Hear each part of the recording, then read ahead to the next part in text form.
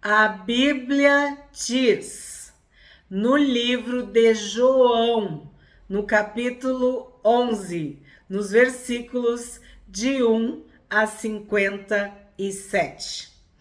Um homem chamado Lázaro estava doente.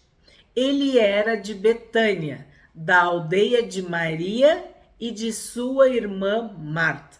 Bom, quem já acompanhou a série Personagens Bíblicos sabe que quando tem muito nome próprio, seja de pessoa ou de cidade, de lugar, qualquer coisa, eu vou dar uma pesquisada, porque eu acredito que tem muito significado, muita interpretação, muito ensino nos nomes bíblicos. Pois bem, o que significa Lázaro? Deus nos socorre. Deus é o nosso socorro. Deus ajuda. Deus é o nosso ajudador. Aí vai dizer que não é simbólico? Maria. Já estudamos sobre Maria, mãe de Jesus. E o significado é exaltada, elevada. Essa Maria era irmã de Lázaro. Marta era irmã de Maria e irmã de Lázaro. O significado é senhora, dona da casa ou dona de casa. Olha que surpreendente. Temos um vídeo no canal sobre Marta e Maria. Na verdade, temos alguns vídeos já sobre Marta e Maria. E nesse vídeo de Marta e Maria, a gente percebe que Maria foi elogiada pelo Senhor Jesus. E Marta, ela recebeu uma advertência, assim, né? Que ela andava muito ansiosa. E ali naquela passagem de Lucas, diz que ela estava atarefada com os serviços da casa.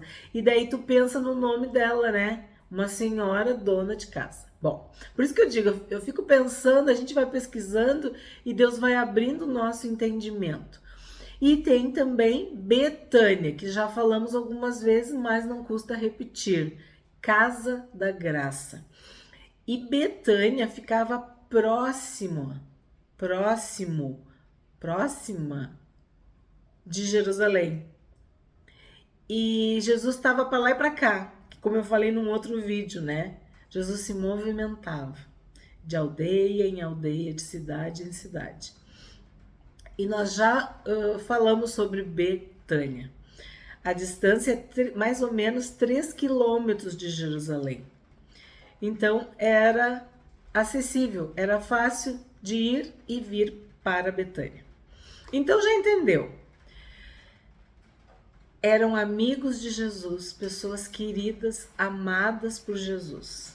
E muitas vezes Jesus se hospedou na casa deles. Ó, começou a chuva de novo. Então eu tenho que falar mais alto e vocês prestar bastante atenção. Aqui no Rio Grande do Sul chove muito. E este inverno tem chovido mais que o normal. Então vamos de novo. 2. Esta Maria, cujo irmão Lázaro estava doente, era a mesma que ungiu o Senhor com perfume e lhe enxugou os pés com seus cabelos. Também já tem vídeo no canal, quando é dito, né? Que desperdício, lembra? Por isso as irmãs de Lázaro mandaram dizer a Jesus: aquele que o Senhor ama está doente.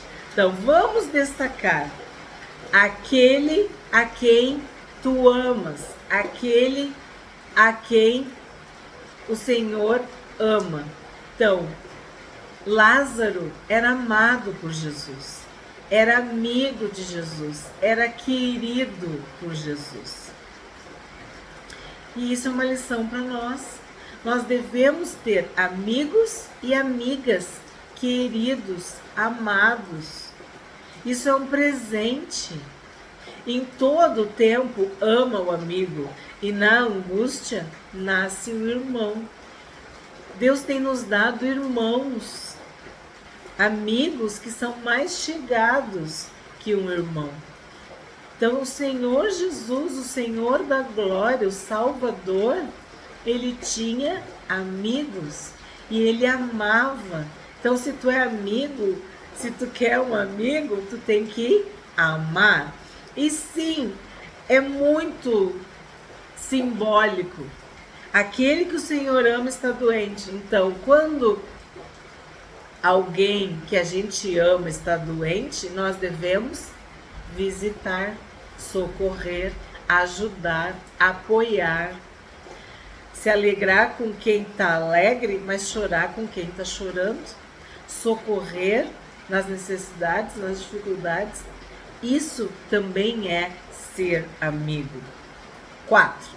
Ao receber a notícia, Jesus disse: essa doença não é para a morte, mas para a glória de Deus, a fim de que o Filho de Deus seja glorificado por meio dela. Então vamos analisar este verso 4 também. Essa doença não é para a morte. Então, existem doenças que são para a morte.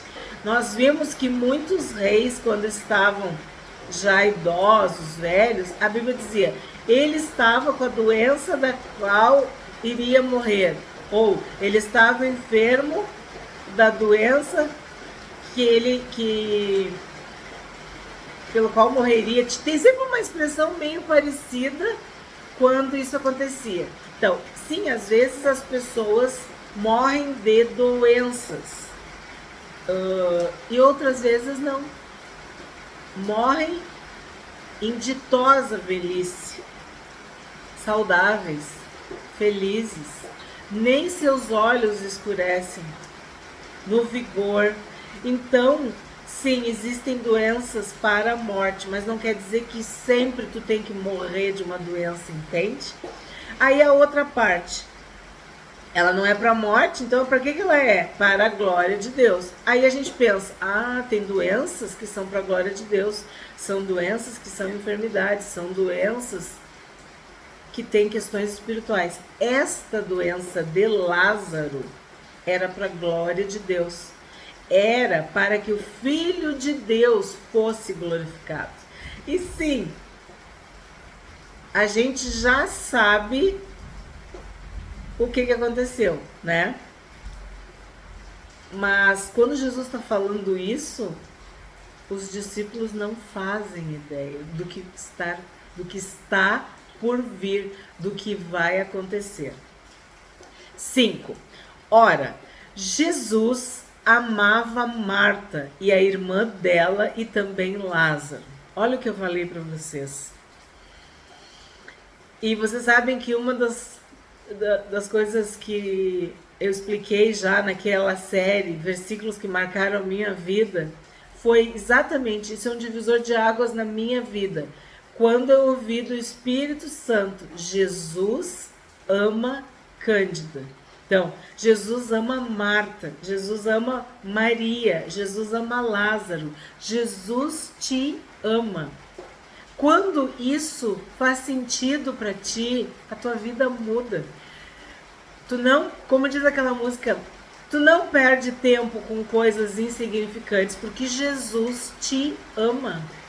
Tu é amado, tu é amada de Deus, tu é amado e amada por Jesus. 6. Quando soube que Lázaro estava doente, olha só, ainda se demorou 2 dias no lugar onde estava. Aí realmente as pessoas devem ficar pensando, se quando ele ama, ele demora 2 dias, né? É de se pensar, mas a gente sabe por quê, tudo fazia sentido.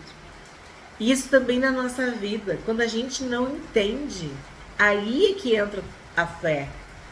Aí que tu tem que ser provado, porque o desfecho é glorioso. 7. Depois disse aos seus discípulos: vamos outra vez para a Judéia. Os discípulos disseram: Mestre, ainda há pouco os judeus queriam apedrejá-lo e o Senhor quer voltar para lá? A gente já falou, né? Judéia, Jerusalém, tá?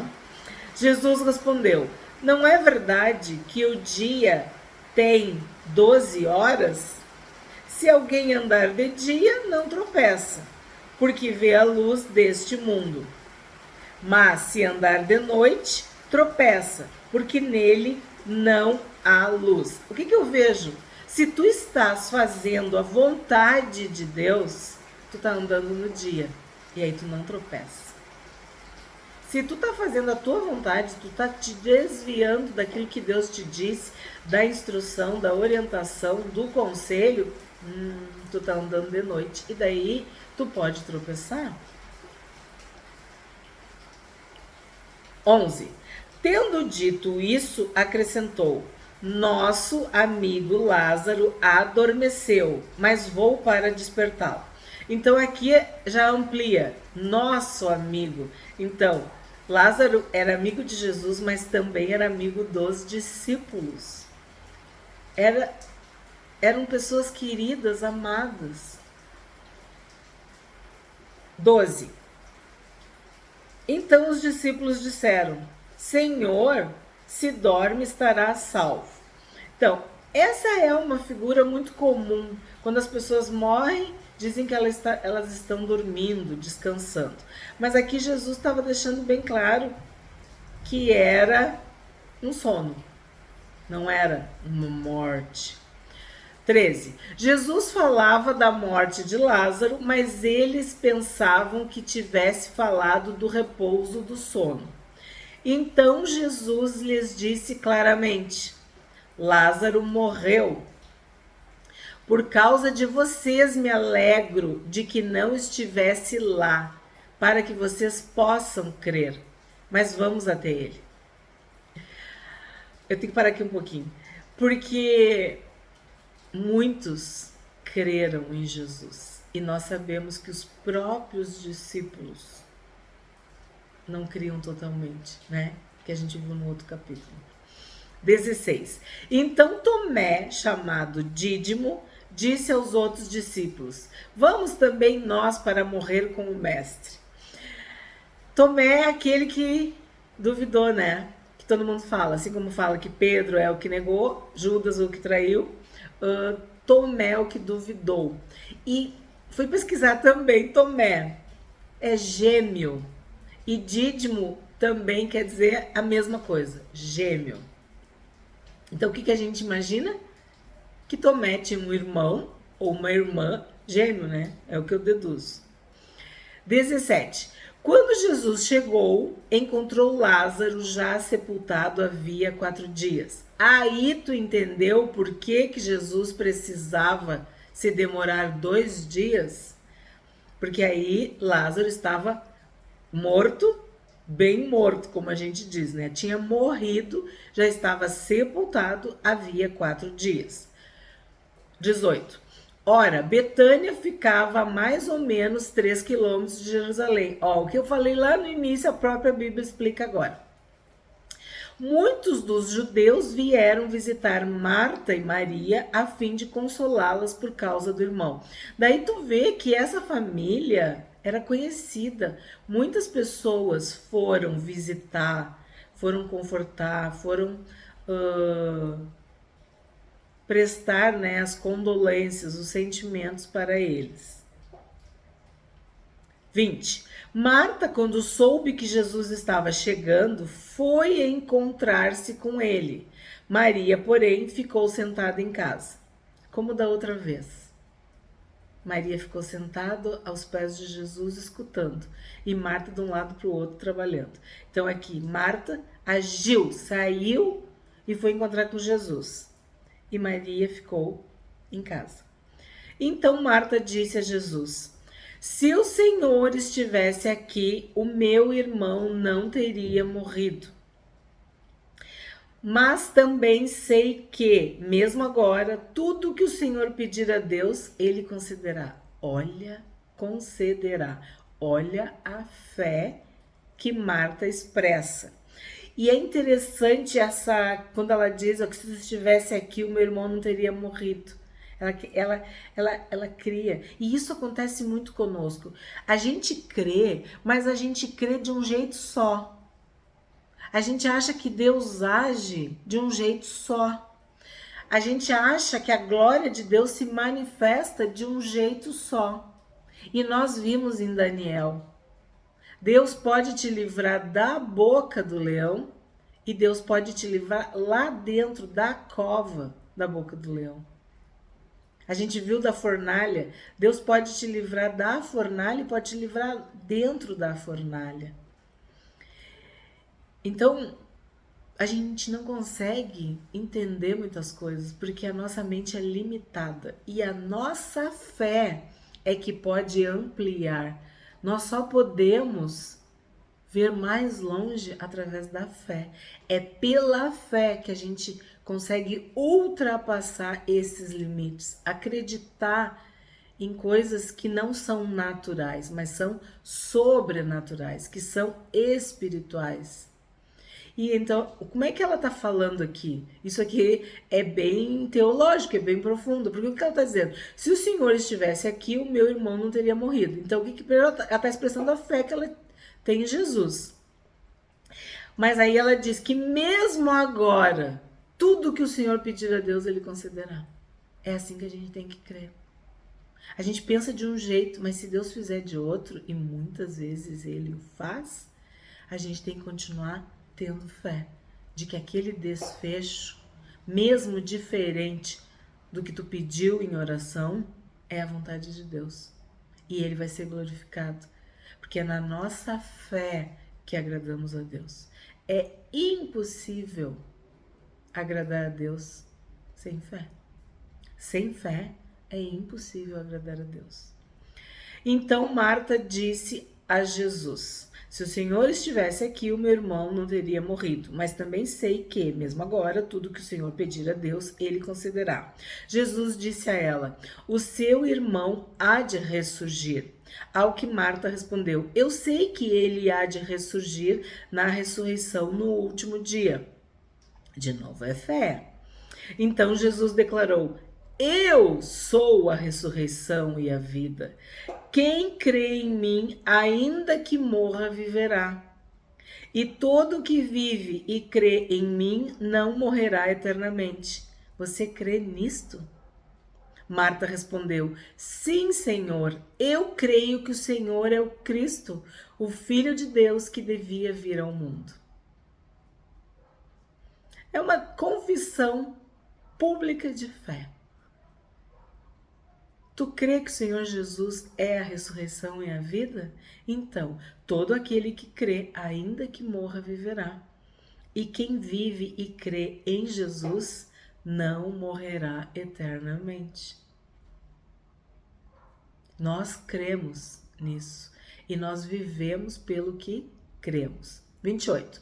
Depois de dizer isto, Marta foi chamar Maria, a sua irmã, e lhe disse em particular: o mestre chegou e está chamando você.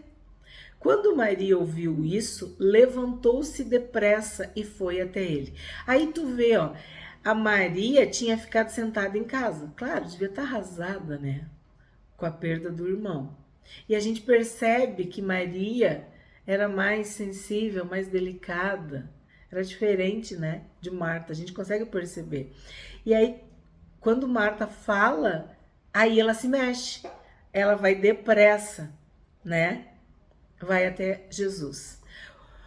30. Pois Jesus ainda não tinha entrado na aldeia, mas permanecia onde Marta o havia encontrado. Os judeus que estavam com Maria em casa e a consolavam, vendo-a levantar-se depressa e sair, seguiram-na pensando que ela ia ao túmulo para chorar. Então, o que a gente vê aqui? Que tinha muita gente lá. E eles seguiram. Seguiram-na. foram atrás da Maria. E aí tu vê aquilo que Jesus falou, que o Filho de Deus ia ser glorificado. Tinha plateia, tinha gente ali, pessoas que talvez só se salvariam através dessa situação, né? Que até parece que vocês não sabem, né? Que só iriam crer dessa forma. Tipo, esse era o método, a estratégia, a ferramenta, o instrumento para este momento, né? 32. Quando Maria chegou ao lugar onde Jesus estava, ao vê-lo, lançou-se aos seus pés, dizendo: Se o Senhor estivesse aqui, o meu irmão não teria morrido.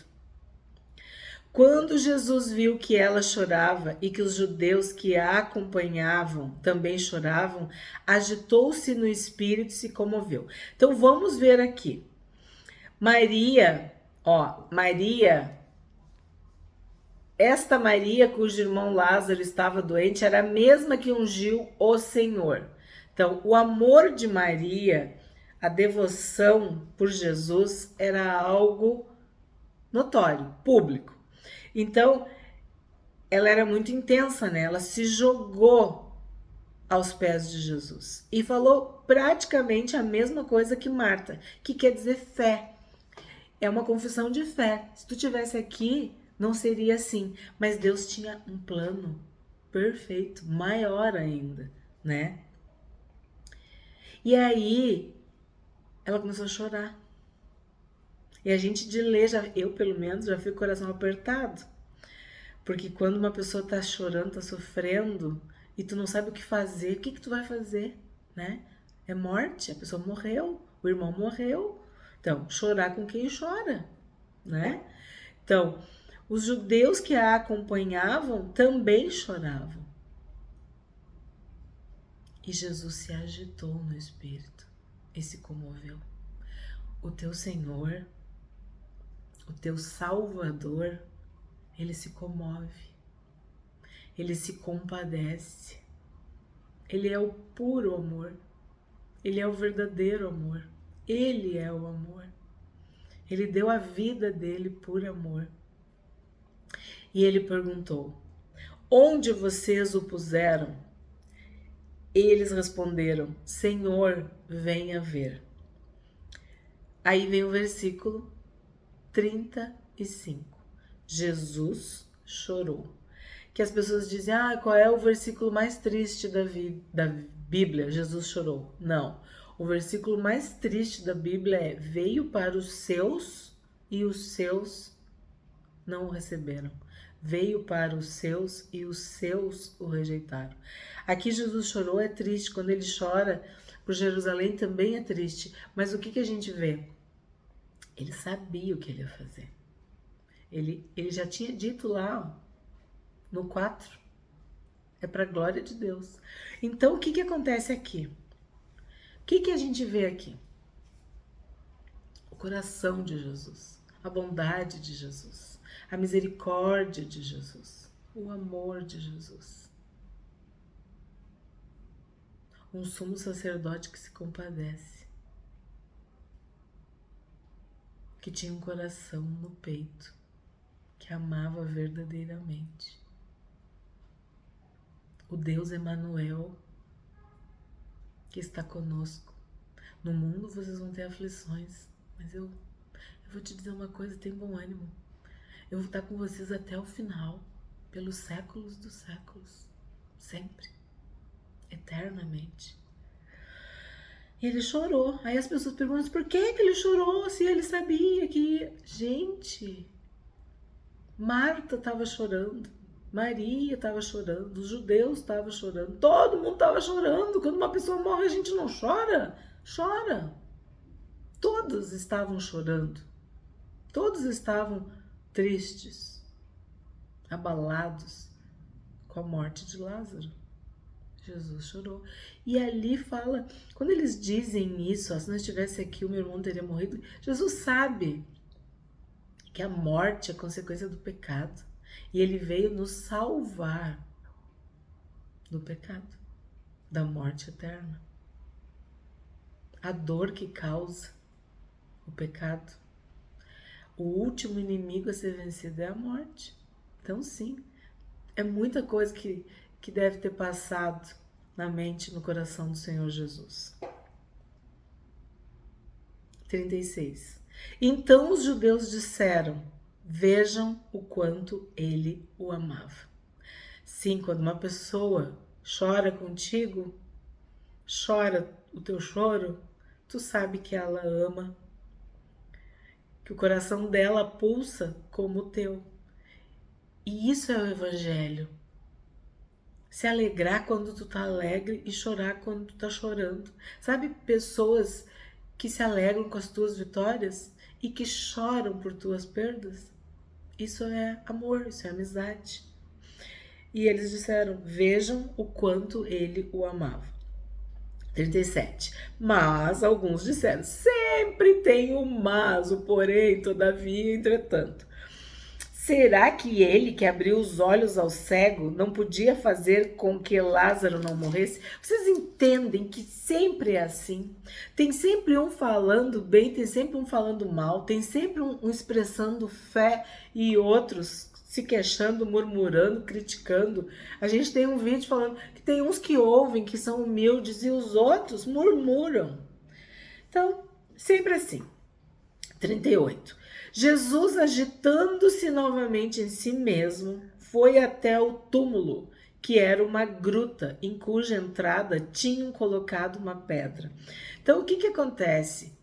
Jesus tinha sentimentos, tinha emoções, ele era humano. E tu tá vendo que em João a gente tem várias referências da humanidade de Jesus. Ele quer apresentar Jesus como Salvador, como Filho de Deus, mas ele não esconde a humanidade de Jesus. E nessa humanidade de Jesus nós podemos também nos inspirar. Porque nos mostra um Cristo vivo, um Salvador que é próximo, que é Emmanuel, um Senhor que é misericordioso. A gente vê as qualidades do Senhor Jesus. Ele era movido por compaixão. Ele era manso, ele era humilde. E isso não é porque alguém te falou, tu vai experimentar isso na tua vida, no dia a dia. Quanto mais que tu lê a Bíblia, que o Espírito Santo vivifica, testifica, te ensina, mais proximidade de Jesus e mais confiança tu vai ter. Mais segurança tu vai ter no amor de Jesus. 39. Então Jesus ordenou: tirem a pedra. Aí aqui tem toda uma... Também tem uma música muito famosa sobre isso, né? Jesus que disse: tirem a pedra. Então, todo mundo fala isso, né? Tem coisas que Deus não vai fazer. Tem coisas que tu vai ter que fazer. Ele disse: tirem a pedra. Marta, irmã do falecido, disse a Jesus: Senhor, já cheira mal, porque está morto há 4 dias. Jesus respondeu: eu não disse a você que se cresce veria a glória de Deus? Ai, gente, João é maravilhoso. Versículos fundamentais da fé cristã estão em João. Eu falei, é o evangelho dos diálogos, das respostas, dos comentários, das falas, das perguntas. Tu tem uma riqueza. Jesus está dizendo: se tu crer, tu vai ver a glória de Deus. Então tiraram a pedra, e Jesus, levantando os olhos para o céu, disse: Pai, graças te dou porque me ouviste. Eu sei que sempre me ouves, mas falei isso por causa da multidão presente. Lembra que eu falei que tinha muita gente? Para que creiam que tu me enviaste. Então, Jesus queria glória para si? Não, ele queria glória para Deus. E depois de dizer isso, clamou em alta voz. O que quer dizer? Jesus deu um grito, ele bradou Lázaro, venha para fora. É maravilhoso. Aquele que tinha morrido saiu, tendo os pés e as mãos amarrados com ataduras e o rosto envolto num lenço. Então Jesus lhes ordenou: desamarrem-no e deixem que ele vá. Jesus ressuscitou Lázaro. Clamou em alta voz. 45. Muitos dos judeus que tinham vindo visitar Maria, vendo o que Jesus havia feito, creram nele. Então, como eu disse, algumas pessoas precisam ver mortos ressuscitar para crer em Jesus, para se converter. Tem pessoas que precisam. E essas foram especialmente abençoadas com a ressurreição de Lázaro, porque elas creram em Jesus. Outros, porém, foram até os fariseus e lhes contaram o que Jesus havia feito. Então, em vez de se converter, de aceitar, de reconhecer que Jesus era o Cristo, saíram correndo para contar para os fariseus. Então os principais sacerdotes e os fariseus convocaram o sinédrio e disseram: a gente já falou sobre sinédrio, mas não custa eu dizer para vocês. Era um conselho de mais ou menos 70 judeus religiosos, fariseus, saduceus, que determinavam as questões, vamos dizer assim, legais, que julgavam, né, as questões religiosas do povo, as questões a partir da lei. O que estamos fazendo, uma vez que esse homem opera muitos sinais? Se o deixarmos assim, todos crerão nele. Depois virão os romanos e tomarão não só o nosso lugar, mas a própria nação. Mas um deles, Caifás, que era sumo sacerdote naquele ano, advertiu-os dizendo: vocês não sabem nada, nem entendem que é melhor para vocês que morra um só homem pelo povo e que não venha a perecer toda a nação. Então aqui o que acontece? Eu tenho que falar um pouquinho para vocês sobre Caifás, que era o sumo sacerdote. Segundo os estudiosos, Caifás foi um dos sumos sacerdotes que ficou mais tempo. Ele ficou 18 anos como sumo sacerdote. E ele era saduceu. E os saduceus não criam na ressurreição dos mortos. Os fariseus criam, acreditavam, mas os saduceus não. Eu expliquei já isso em outros vídeos. Os saduceus, eles acreditavam apenas no Pentateuco, nos livros de Moisés. Então, havia uma diferença entre os fariseus e os saduceus, por causa da interpretação das escrituras. E os saduceus e os fariseus, eles viviam meio que em guerra, sempre competindo, para ver quem que tinha mais riqueza, quem que tinha mais poder, mais autoridade, quem controlava mais o templo, o próprio sinédrio, porque eles eram 70 conselheiros, né? Então, quem que tinha mais conselheiros no sinédrio, quem que tinha mais sacerdotes, líderes no templo. Então, era uma disputa político-religiosa. Era de status, de autoridade, de dinheiro, de fama. E aí eu fui pesquisar Caifás, a palavra, o nome Caifás, e diz baixeza, humilhação e depressão. Então, não é muito assim, né? E diz que Caifás era um dos sumos sacerdotes mais cruéis, grossos. Ele tratava as pessoas com grosseria, rude e muito rico. Assim como a maioria dos saduceus, que eram dessa forma. Eram muito arrogantes, muito soberbos. E aí, como é que sabem isso? Porque tinha registro, tipo, dessa grosseria, dessa estupidez, dessa forma de tratar. E os fariseus procuravam ser de outra forma, para ganhar o coração do povo, tá? Então, eles eram assim. E aí, olha o que ele fala. Ele disse: vocês não sabem nada, vocês não sabem de nada, vocês, tipo, vocês estão por fora. Então, o jeito que fala, e depois ele meio que parece que está profetizando, né? Que um homem ia morrer pelo povo. 51. Ora, Caifás não disse isto por conta própria, mas, sendo sumo sacerdote naquele ano, profetizou que Jesus estava para morrer pela nação. E não somente pela nação, mas também para reunir em um só corpo os filhos de Deus que andam dispersos. Aí tu tem que entender que eu falei no primeiro vídeo, naquela breve introdução, que João escreveu este evangelho muito tempo depois dos fatos. Acredita-se, né, que eu falei lá pelo ano 70, já depois da destruição do templo. Por isso que tem esses adendos, esses comentários, porque já estava distanciado dos fatos históricos. Ele está relatando. Eu disse para vocês no primeiro vídeo sobre o Evangelho de João que a maioria dos apóstolos, dos discípulos, já tinha morrido, já tinha sido martirizado. E João estava em Éfeso e era o último ou um dos últimos, segundo os dados históricos. Então, por isso que o que ele faz? Ele faz uma referência histórica para as pessoas entenderem. Porque este evangelho foi lido tanto por judeus quanto por gregos. Então, por isso que ele fala. 53.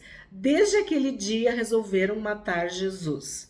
Assim sendo, Jesus já não andava publicamente entre os judeus, mas retirou-se para uma região vizinha ao deserto, para uma cidade chamada Efraim, onde permaneceu com os discípulos.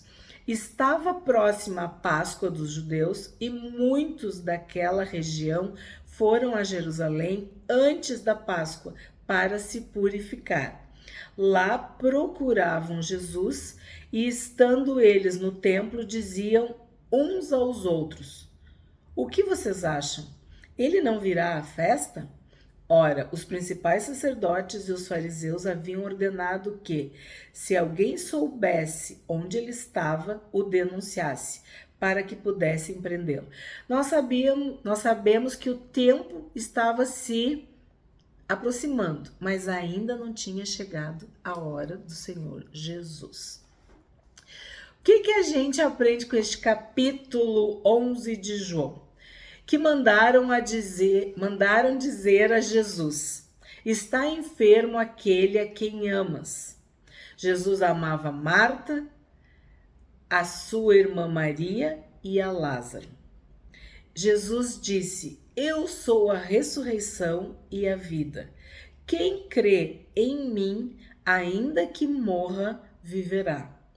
Ele falou para Marta: se tu creres, tu verás a glória de Deus. Antes de ressuscitar Lázaro, Jesus fala com o Pai: graças te dou, porque sempre me ouves.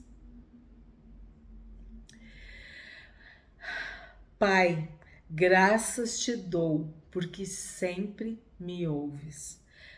Vendo que Jesus tinha feito, né, ter ressuscitado Lázaro, depois de 4 dias que ele estava morto, muitos judeus creram nele. Então, a morte de Lázaro foi para a glória de Deus e muito mais a sua ressurreição.